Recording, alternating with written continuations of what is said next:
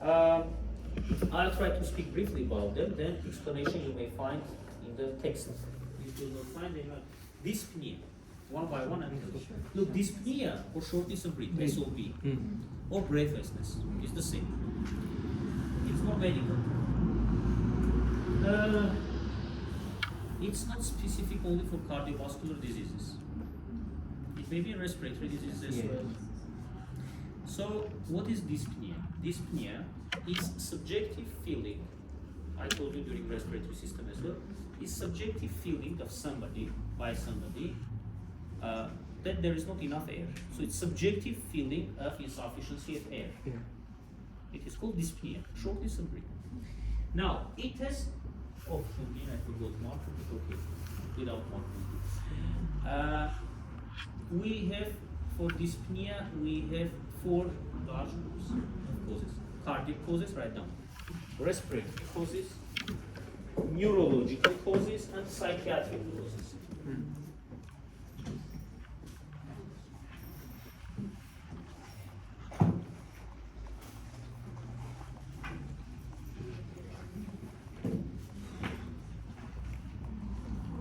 So, respiratory, cardiac origin, neurological, and psychiatric origin, we made that.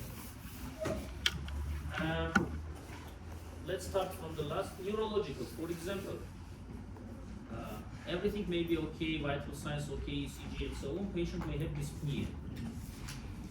Now, but we don't have any serious cardiological respiratory disease. For example, maybe due to excitation, some emotional stress may be associated with dyspnea.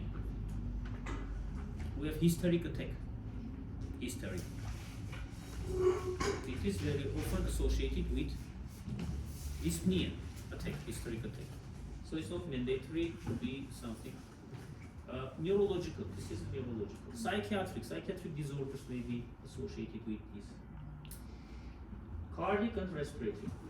Almost all respiratory disease may be associated. Cardiac disease more or less. Not always, but like very roughly, we can say that, but not, it's not axiomatic truth, that if we usually ask the patient, what is more difficult for you, to inhale or to exhale? If we have mostly expiratory problems, it is regarding to respiratory system, very often. Because in bronchial asthma, yes, attack, we had problems with expiration. Inspirational dyspnea is more typical for heart failure. Remember, dyspnea in heart failure, usually it is indicating left ventricular heart failure. Mechanism will speak.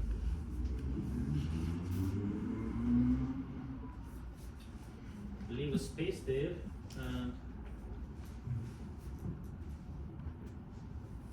For example, we have paroxysmal nocturnal dyspnea, PND. It is when patient is in supine position at night, suddenly starts paroxysm. Paroxysm means attack, like acute episode of shortness of breath due to heart failure. Now we'll try to understand who is who. But leave a space for this, and patients take a position which is called orthopnea. Orthopnea, orthos and pnea, breathing, straight and breathing.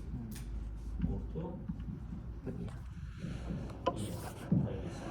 Or orthopnoe in Latin. Now we have a space. Chest pain or discomfort.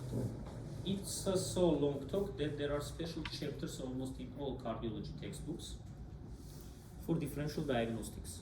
You are third-year students, we don't go into differential diagnostics. But look, chest pain.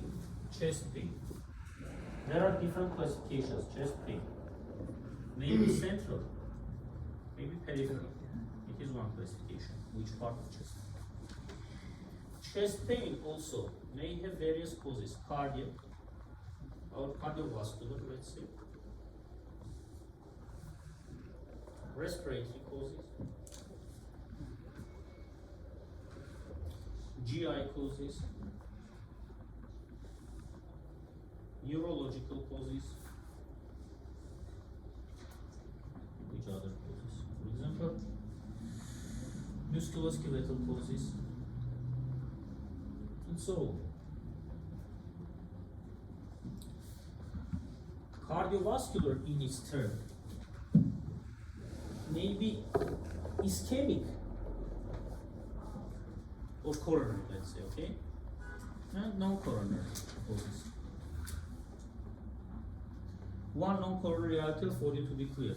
For example, in aortic dissection, it's not coronary vessel, but we may have severe chest pain or discomfort. Respiratory system causes. Remember, respiratory part, though you know, lungs don't have nociceptors, but nociceptors are in pleura. So pleuritis and pulmonary embolism with infarction, lung infarction, may be associated with pain. Chest pain. Yes. Otherwise, pneumonia is painless. What else? GI problems. For example,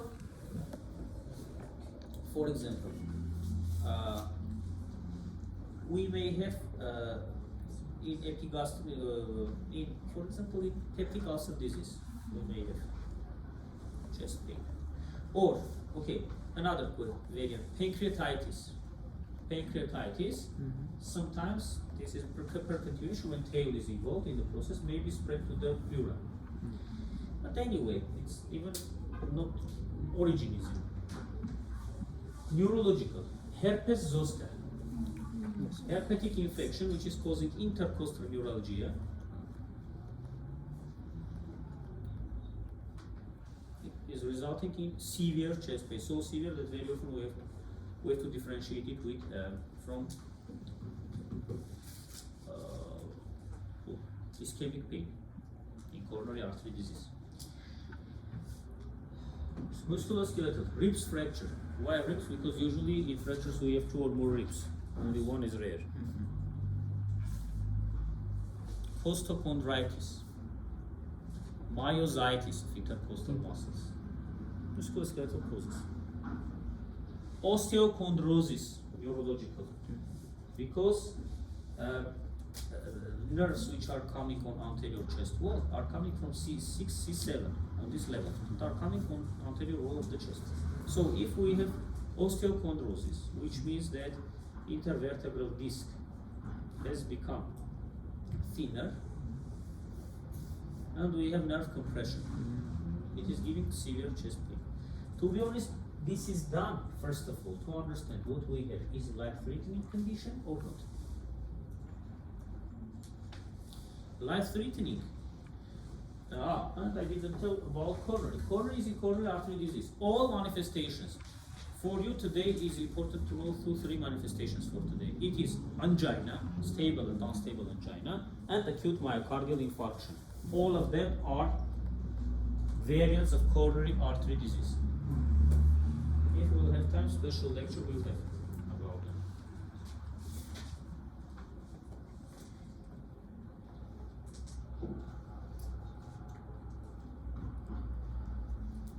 In your questionnaire book, it is written exactly like this. Coronary artery disease, stable angina, acute myocardial infarction. Is this these 2 types?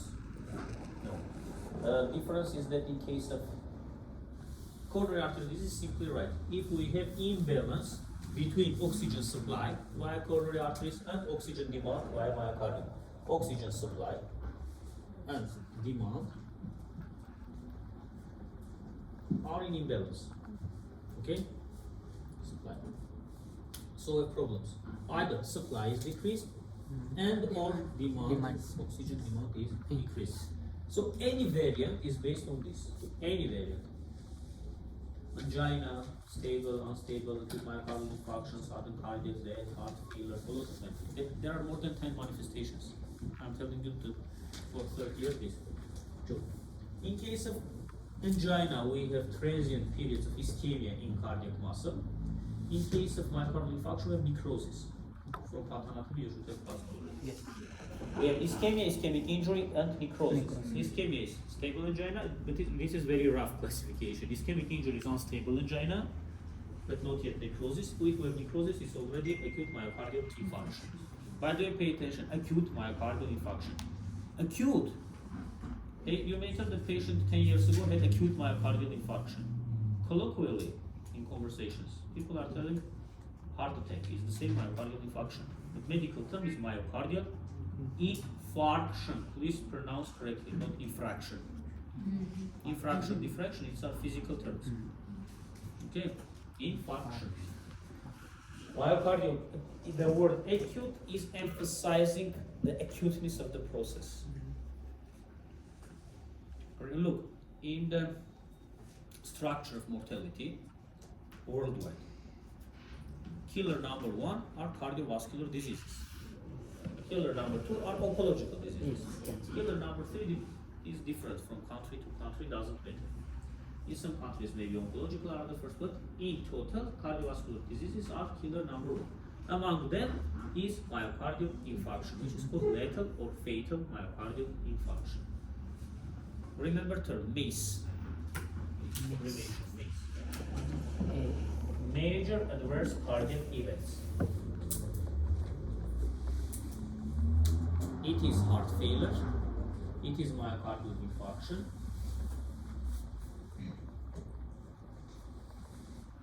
stroke, because it's cardiovascular system. Stroke is approximately the same, but for the brain. Infarction of the brain. We have ischemic hemorrhagic, okay, doesn't matter. So, this is done to understand if it is coronary artery disease or not. That's we in details are taking anamnesis from the patient. Chest pain, coronary artery disease. For example, for angina it should last a few minutes, up to 15 maximum. Classical is 1 to 5 minutes. If more than 20 or 30, it may indicate already acute myocardial infarction. Look, duration already matters. It is retrosternal chest pain in myocardial infarction or for coronary artery disease, which is retrosternal. Patients are showing pain very often by open hand, by the gesture open hand, or with a fist, trying to emphasize compressing character of the pain. Some patients feel it like burning, some patients feel like compression, some patients don't have pain but have chest discomfort. That's why pain or discomfort, okay?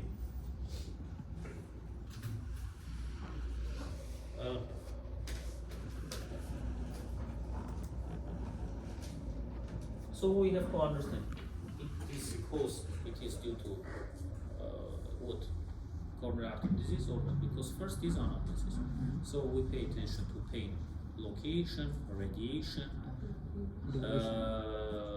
which factors are provoking the pain, which factors are relieving the pain. And so, for example, classical, not today, but only for coronary artery disease, for angina, stable angina. Patient complains of central chest pain or pain in the retrosternal region,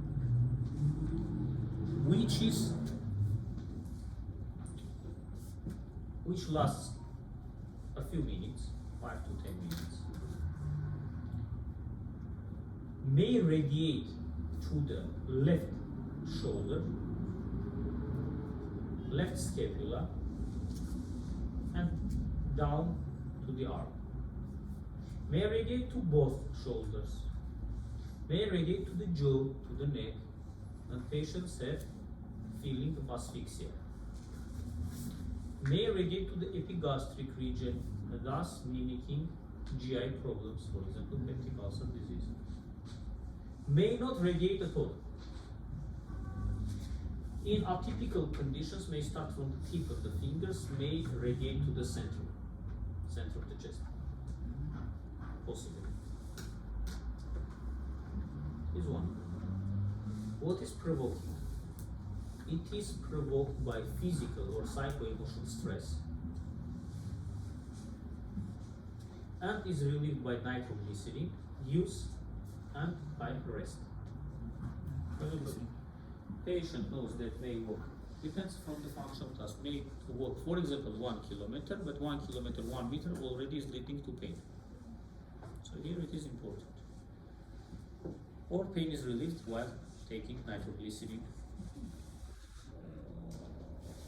either sublingually or tablets or aerosols nowadays, sprays and so on. So that's why, remember golden rule. If patient is admitted to the hospital, the emergency room, complaining of pain in the chest, the same is for the abdomen, of unknown etiology, you don't know what is the cause, first of all should be done ECG. Principle in medicine says that there are a few principles. Mostly they are not written in your textbooks, but okay, these are principles.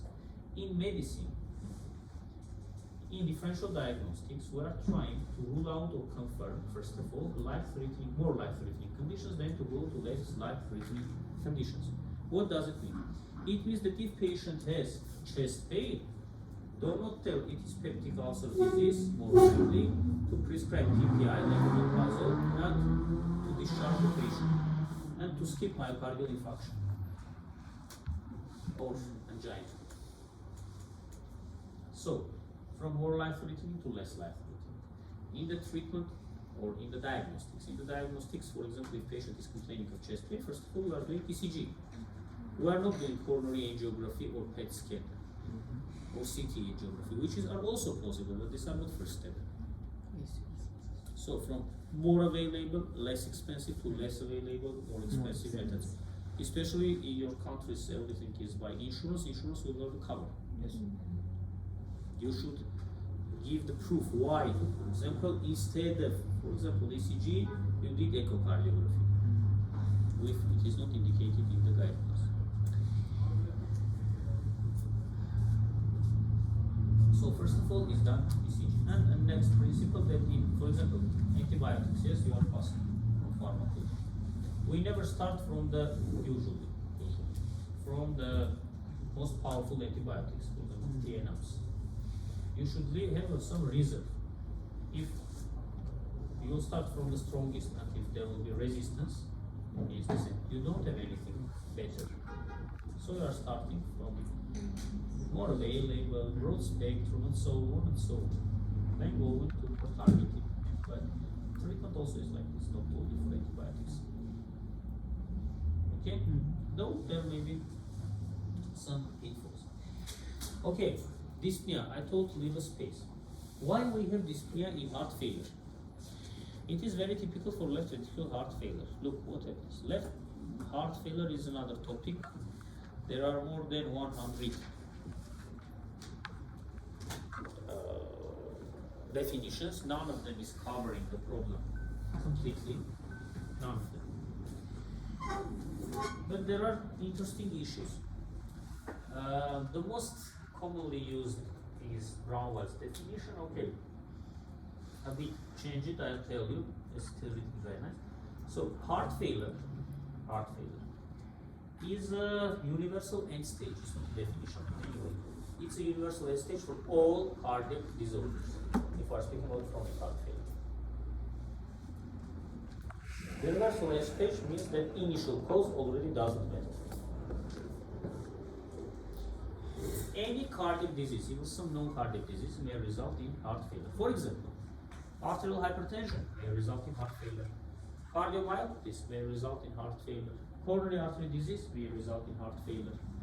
Anything you know, arterial hypertension, everything. Non-cardiac, for example, anemia may lead to heart failure. Renal failure may lead to heart failure, and so on. So non-cardiac causes may. So it's universal end stage, which means that pathanatomical, pathophysiologically, initial cause you cannot find if you don't know anamnesis, because they are going in the same way, changes, pathological changes.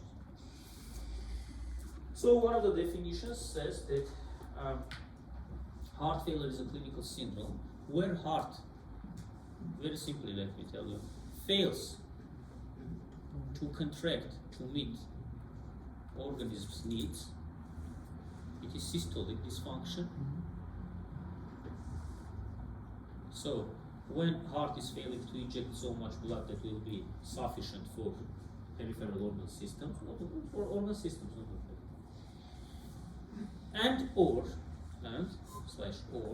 may do this under higher ventricular filling pressures, and ventricles will fill in diastole.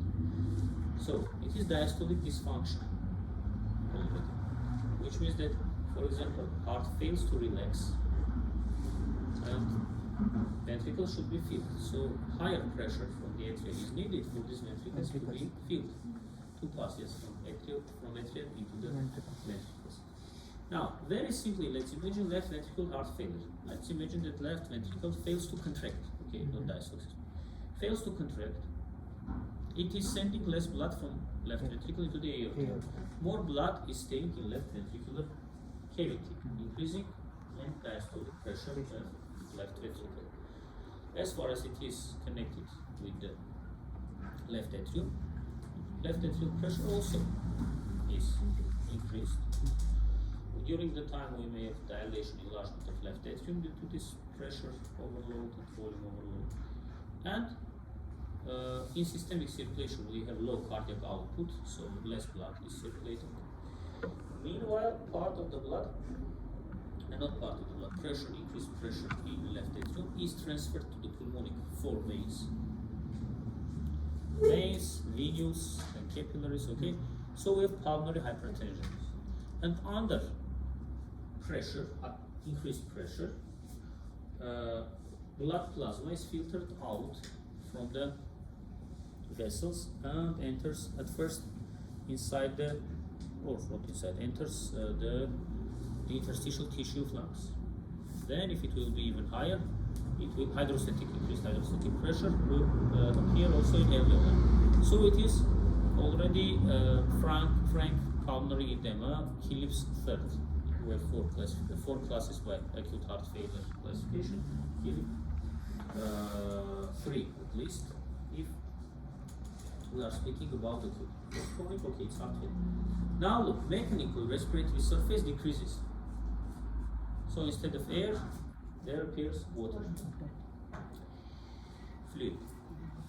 Patients on subconscious level are changing their position from supine position, are coming to upright position, sitting on the edge of the bed or on a chair, and dyspnea decreases or disappears. Now let's understand why. It is called orthopnea. So orthos, straight. The explanation is the following. When we sit under the gravity, blood is accumulating in the lower parts, vessels of lower parts. We have veins, vena cava inferior system. Veins are largest, and veins in general are vessels which have capacity, capacitance vessels.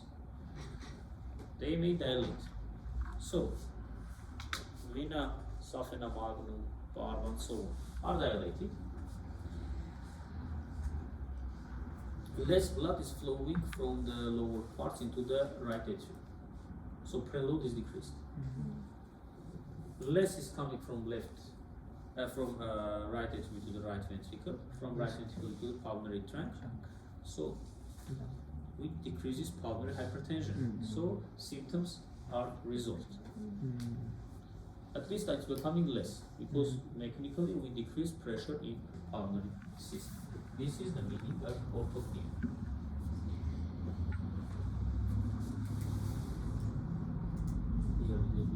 Cyanosis. About this we have spoken. Yes, cyanosis is bluish discoloration, skin invisible glucosa. We have central and peripheral. Yes, in this case we have peripheral or acral cyanosis around the lips, around the tip of the nose, around the ears. Because here we have too much reduced hemoglobin. Yes. Because the oxyhemoglobin is staying long in the tissues, so more is undergoing reduction, and it is giving lack of oxyhemoglobin is giving this bluish discoloration of the skin.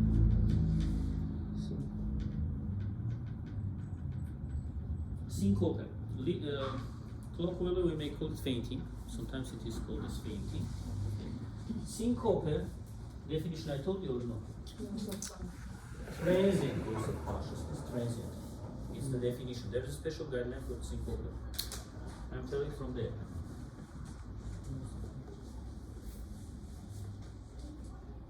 So we have transient loss of consciousness. which is due to global cerebral hypoperfusion. So brain not locally like in stroke. In total is not receiving enough blood. So it is due to global cerebral hypoperfusion, which has sudden onset, short duration, and spontaneous full recovery of symptoms. This is syncope. Syncope may have cardiac origin, neurological origin, other origins. Neurological, for example, the vasovagal reflex with vasodilation due to some reasons. Tone of vessels is decreased, and patients may have syncope. What is the meaning of syncope? Look, our brain cortex neurons are very sensitive towards oxygen. 6 to 8 minutes is golden time. After this, we'll have decortication, they will die. We will have something like plaque, really. It's called vegetative state, status vegetativus, autonomic state. The subconscious level is working, no consciousness, but these patients may eat, may sleep, may have urination, defecation, and so on, but in their sights you cannot catch something that they are homo sapiens. Right? You are looking through the glass. So for preventing this, if brain is hypoperfused, these neurons are undergoing switch off, and patient is falling down, is fainting. Like neurons have gone to less energy needed regimen to in some places oxygen. So once more, syncope is a transient loss of consciousness, which is due to global hypoperfusion of the brain, which has short duration, sudden onset, short duration, spontaneous full recovery of symptoms. This is syncope.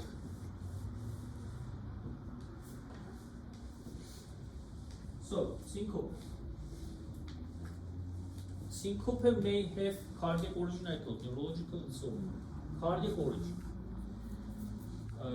We have two groups of disorders that are in here right now, structural and electrical.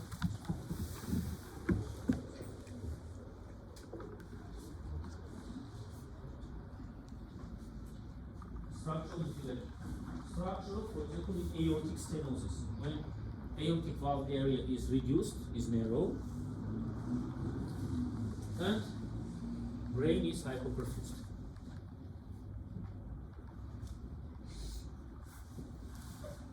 Electrical. For example, in severe bradycardias,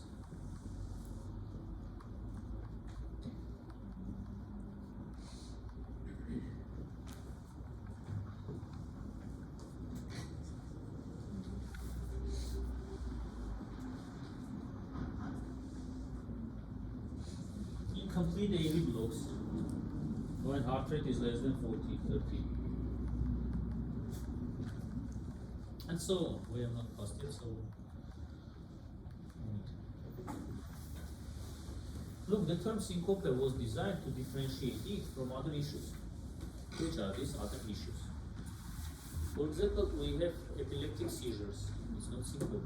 Again, patients are falling down. Okay.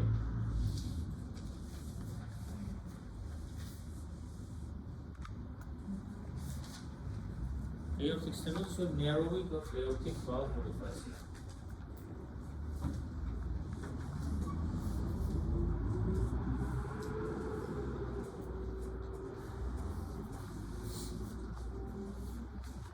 Okay. Palpitations. Palpitation means subjective feeling of all heartbeat. The heart is beating. It's called palpitation. Not palpation, beat and but palpitation. They are indicative of arrhythmias.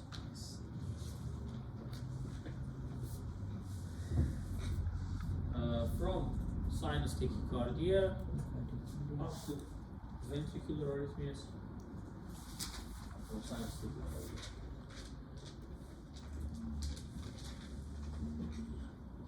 Next is coming edema. Edema is fluid accumulation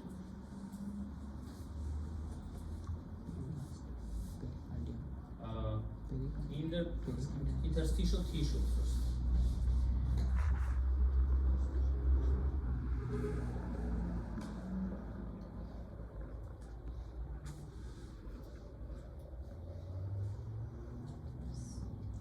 Look, we are speaking about peripheral edema because we may have, for example, brain edema, pulmonary edema is acute heart failure, but the meaning is this.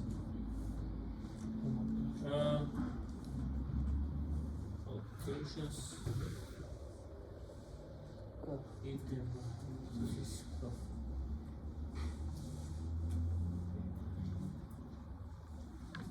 it's again long talk to differentiate edema because look, normally this anyway this fluid edema is coming from the organism. So which variants of edema do we have? It may be central. It's not called central, for example, pulmonary edema, brain edema, but peripheral edema over the extremities. So, causes may be, why normally we don't have edema? Because we have balance between three forces. Hydrostatic pressure of the blood, osmotic pressure of the blood, blood plasma, and permeability of the vessel.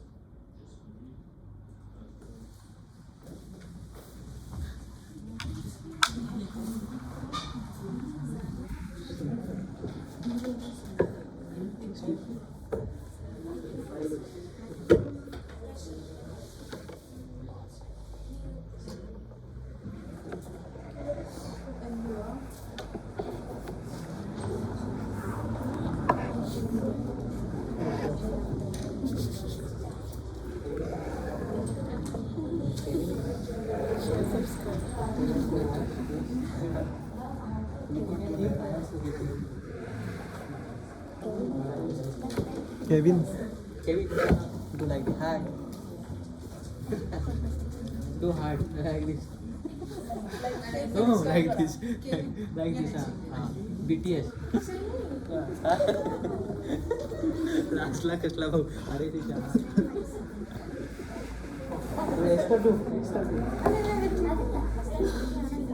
extra do like this.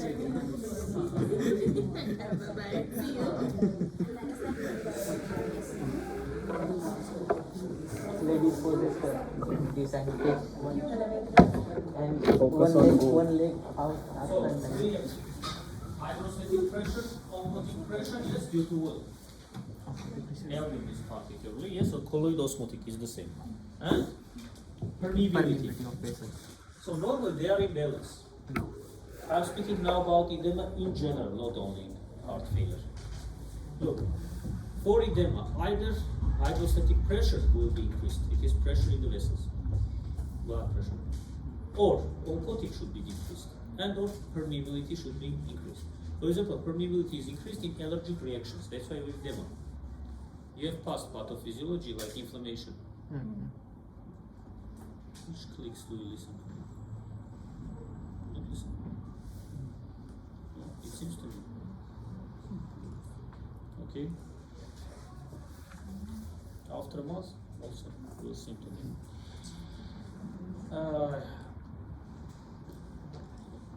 For example, in anaphylaxis, anaphylactic shock, patients are dying of this edema, which, for example, may be accumulating in laryngeal region, and we have laryngeal spasm. In case of nephrotic syndrome or in liver cirrhosis, when we have low concentration of albumin, we have edema again. It's low oncotic pressure. Yes. In heart failure, look, right ventricular heart failure, heart is contracting, not well. Part of the blood is accumulating in right ventricular cavity, increasing pressure in right ventricle, in right atrium, in vena cava superior and inferior, that's why jugular venous distension, peripheral edema, and hepatomegaly, because drainage into the vena cava inferior system from the liver via hepatic veins, yes, is becoming more difficult. patients have peripheral edema. Now remember, just take note differential diagnosis that edema in this case, edema in case of it's called cardiac edema or cardiac causes, is due to increased hydrostatic pressure. Mechanism is this. It's a symmetrical edema on both legs will be equal. It is less or minimal or absent in the morning, appears close to the evening when patient from supine position, if has slept horizontal surface, because maybe is going to vertical position, gravity, so place role. And orthopnea, you remember, orthopnea is not for edema, but due to orthopnea also may have edema because patients have to sit at least vertical position. So orthopnea means that pulmonary edema interstitial is decreased. But here, where is written edema, we mean peripheral edema. So remember, it is on both legs, and it is during the day. It is coming upwards. At first, maybe on ankle level, then on the calf, then up to the knee, depending upon the severity of heart failure. Hemoptysis. This is blood presence in the sputum, not vomiting. What you are telling is called hematemesis. About this next semester, 11 plus GIT. Hematemesis, because emesis means vomiting. Yes. Anti-emetic drugs, anti-vomiting, anti-nausea. Hemoptysis is presence of blood in the sputum.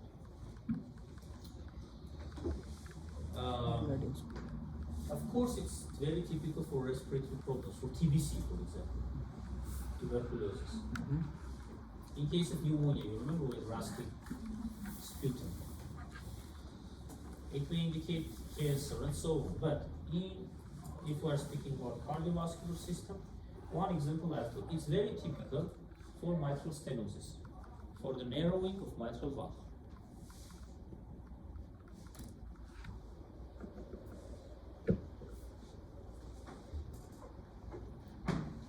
What happens? Mitral valve area, valvular heart disease is in our program. I don't know, we'll have time about these details. You know how much is normally mitral valve area?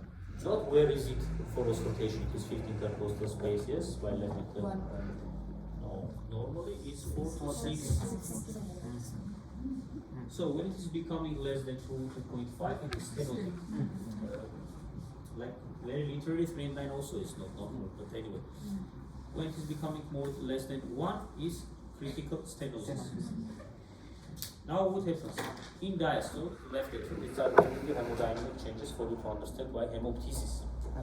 Left atrium is sending less blood through the narrow AV orifice, mitral orifice, into the left ventricle. Yes. So left ventricle is sending less blood into the systemic circulation, which means low output state. Let's come back now. More blood is circulating in left atrium. Left atrium is undergoing pressure, volume, pressure overload. Is dilating during the time. By the way, this dilation results in slight increase in pressure because the same blood, this force, is spread on a larger surface. What is pressure? Force divided over surface. So pressure is becoming less, but volume is more. But afterwards, during the time, this increased pressure is transferred to the 4 pulmonic veins. Venules, capillaries, so it is passive or venous pulmonary hypertension. Afterwards, arterioles may undergo spasmic, and it is already secondary reactive arterial pulmonary hypertension. So pulmonary hypertension in mitral stenosis. Paradoxically, you may read in the lectures that paradoxically it's a disease, yes, of left heart, left part of heart, but in reality it concerns two pulmonary arteries, pulmonary vessels. Right ventricle is undergoing pressure overload, undergoing hypertrophy, then they undergo dilation. Yes. So we have pulmonary hypertension or hemoptysis. Remember that just we don't have time to ask why. So lungs have dual blood supply.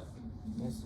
Because pulmonary artery is carrying the oxygenated blood. By the way, the oxygenated doesn't mean unoxygenated.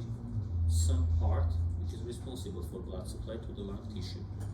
But also lungs mostly get supply from where? Okay, another question. Just is interesting. Why pulmonary artery is called artery if it is carrying the oxygenated, in other words, venous blood? Because yes, from school course of biology, know which are coming out of the heart arteries, which are going back. It is veins. But in reality, pulmonary artery takes blood from right ventricle from right atrium from vena cava inferior superior, collecting whole blood from the whole organism. So, but in this case, why it is called not vein but artery? Because histologically it's artery. It has the same 3 layers as aorta. Intima, media, adventitia. So it's a resistant vessel, like aorta. But it is carrying the oxygenated blood. So this full classification of arteries and veins is not very accurate. Anyway, which means that lungs should have second source. Which is it? Bronchial arteries. Bronchial arteries which are coming from thoracic aorta. So on the level of lung segments, they are making anastomosis, and segments lungs get blood supply from dual source, mostly from usually from bronchial arteries. Now, if we have increased pressure in pulmonary arteries, so pulmonary hypertension, on the capillary level, it may be transferred to bronchial branches, bronchial arterioles, veins also anastomosis, and the rupture of them due to increased pressure results in blood appearance in the sputum. It's anastomosis. Yes. So hemoptysis. So in mitral stenosis we have hemoptysis. By the way, very interestingly, in mitral stenosis, one of the classical presentations is problems with voice hoarseness. Why? How mitral stenosis may result in voice problems? Something with larynx, yes. Because enlarged left atrium compresses recurrent laryngeal nerve. It is going upwards, left atrium. Heart upper border is shifted upwards due to left atrial enlargement. And cough maybe in heart failure, for example, if you have interstitial edema, we may have cough. It is irritating cough receptors. This will be cough. So these were main symptoms due to the lack of the time you will read. Okay, continuation. Main ideas I told you. Cardinal signs and symptoms of heart failure: dyspnea, breath sounds, chest pain or discomfort, chest pain, cyanosis. Maybe a symptom on the side because patient also may notice blue discoloration. Yes. But edema is a sign. Symptom will be black swelling because patient is not telling usually edema. Again, it's not 100% because patient may be doctor, maybe former doctor, maybe reading medical literature. At least may ask ChatGPT. Syncopate, palpitations. Palpitations are indicating arrhythmias. I told you. Yes. But sometimes you may measure, patient may complain. It's subjective feeling of own heartbeat. But sometimes you may do ECG, I don't know, everything, or pulse checking. Patient may have, for example, 75 beats per minute, which is not tachycardic, remember? Regular, but patient still may have. So it's subjective feeling. It's already psychological issue.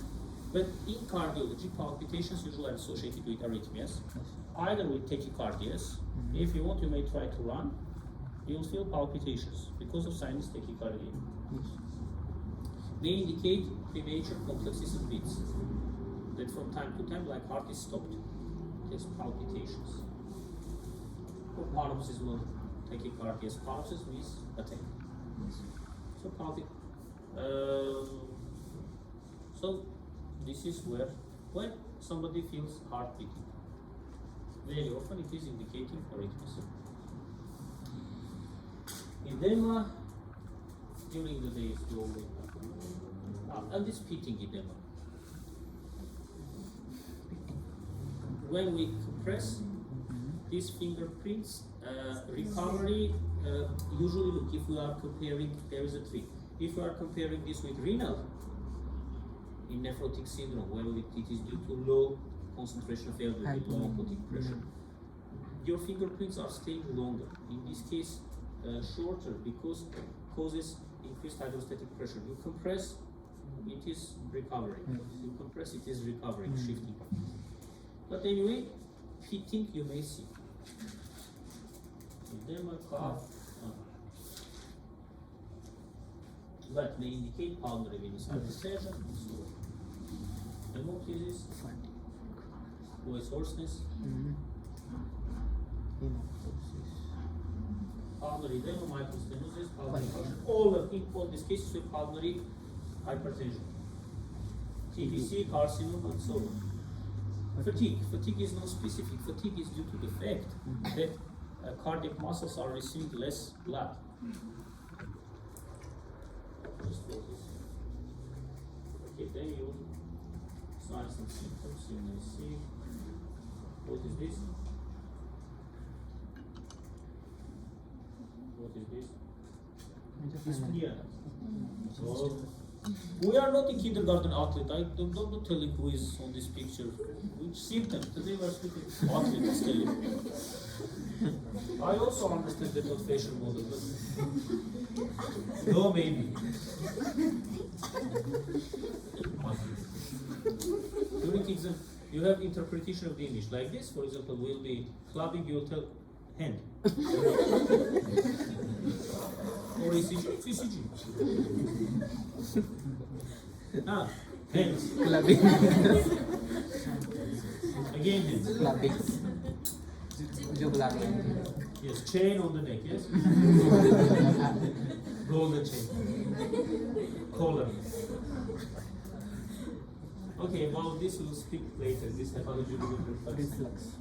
When we compress on the liver up to 30 seconds, in case of, if you remember, we had in JVP, jugular venous pressure.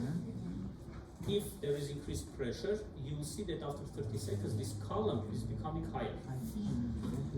Height of observed venous distension, height of sternal angle.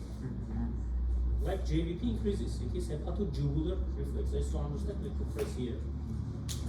Vena cava inferior system, this pressure is transferred to vena cava superior system, and that's it. Heart auscultation we have passed, a lot of things you may find. It's maybe 70, 71 slides, but about auscultation though you don't need. Only signs and symptoms and their explanation. If you have any questions, please. Now we are coming to the very important topic, ECG. Yes. 3 letters, but all life. Yes. After this poetic, yes, introductory part, let's understand ECG basics. Look, I had the chance to give also arrhythmia